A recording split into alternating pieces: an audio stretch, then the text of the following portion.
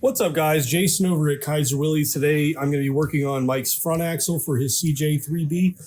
Seth over at Red Eye Garage has already set us up with our kingpin, everything with the knuckles and all that kind of stuff. The seal is on inside the back, on the back. So we're on the driver's side front knuckle is what we're working on now. Now what I'm going to do is I'm going to put the grease down in here. And then I'm going to put the backing plate on, the drum on, lockout hub. I'm going to do all of that right now. Now, one of the most common questions that I get, first thing we'll do is we're going to go ahead and put some grease down in here. So it's actually Knuckle lube, and this is the stuff that we end up using. So common question, how much do you put in? You're going to end up putting the majority of this. I'm not going to put all of it in here now. When I get it back into the vehicle, then I'll fill it up the rest of the way. All right, so now that I've gotten some lubricant down into the actual knuckle around on that axle shaft, I'm gonna wipe this kind of clean here. There's not a gasket that goes here, but I'm gonna use some gasket sealant to make a gasket between the knuckle and spindle.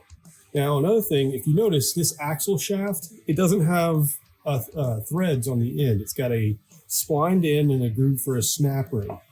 Now on the knuckle, you'll see we have this bushing. This is your spindle bushing. This one has the flange on it. Now, anytime you use an axle shaft that doesn't have threads, you're going to end up using this type of bushing. Anytime that it does have threads on the end of the axle shaft, this will be removed, and the one with the actual, it's going to seat all the way flush, that one will be used. And then what you'll do is you'll slide this on. You'll get a couple of the holes lined up and thread a couple of the bolts in to where it'll pull threads. All right, so now we've got our backing plate assembly. Now, if you notice, this is kind of cockeyed here. And again, this is, you got to keep note of how you've got this. I don't have this hung on any sort of leaf springs or anything. It's just hanging out on top of the frame here. That being said, note your orientation. So here's your knuckle, and it's going from this way. So this in turn will actually be rotated this way.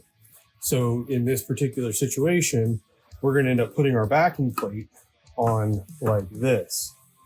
So we'll take a couple of our screws, we'll line this up.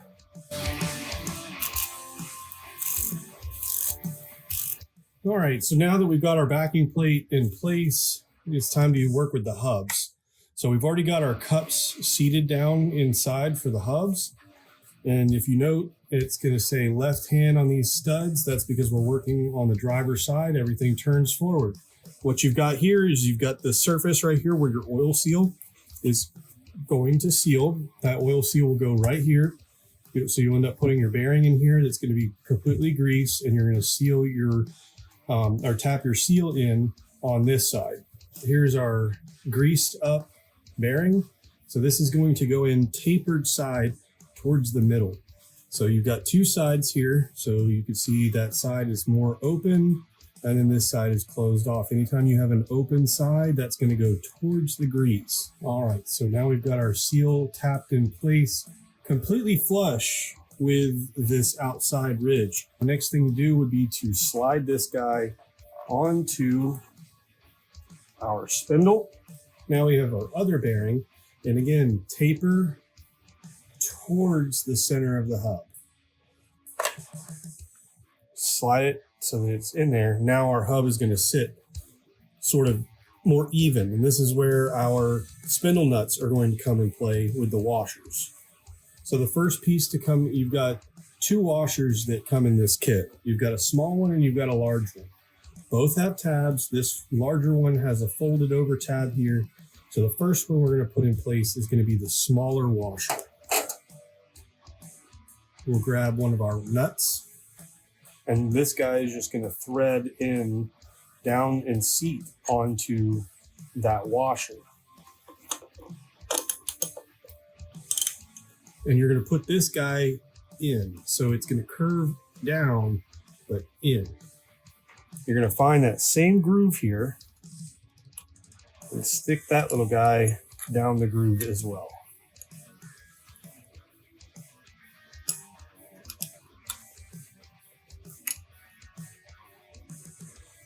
we'll take our second nut. And then what you'll end up doing is folding an edge of this outside larger washer in or up towards you with like a brake bar or something like that, so that it folds over one of these flats so that this nut can't back out.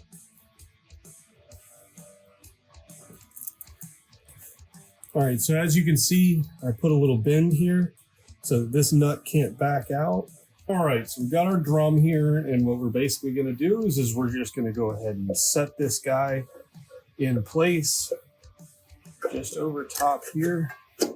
If you see this right here, we've got no splines, or I'm sorry, no threads on the end of this axle shaft, which makes putting our locking hubs in place much easier because you don't have to cut the threads. You can use this style, but you'd have to cut the threads off so that you've just got a splined end on the axle. Now you split this open, you see this green gasket, you'll end up taking that off here in just a minute. I'll show you what that looks like, but this is the part that we're working with now. This doesn't matter which direction that it goes on because it's going to line up no matter what with your hub. You want to grab your gasket and you're going to line it up, find where the grooves are, rotate it until you find a couple of the holes, and then this guy is going to slide in place. Both our screws are poking through nicely. And then you want to also, again, this is another one of those things, orient this based off of where the top part of your axle is. And in my situation, it's going to be kind of like this at the moment. And then you'll just run these guys in. We've got our locking hub in place, 2-wheel drive, 4-wheel drive, everything spins the way that it's supposed to. We've got all fresh new hardware. We've got grease in our axles. We've got backing plate and brakes on here. We've got our drum in place. We've got the hub in place, wheel bearings, spindle nut. We've got our locking hubs. Everything's good to go. So thanks for watching, guys. I hope this helps. There's a lot of customer questions that we've got in this video. So if you guys want to see anything specific, if you have questions, anything like that, email us at the shop, give us a call. That's what we're here for. So we'll see you on the next video, y'all.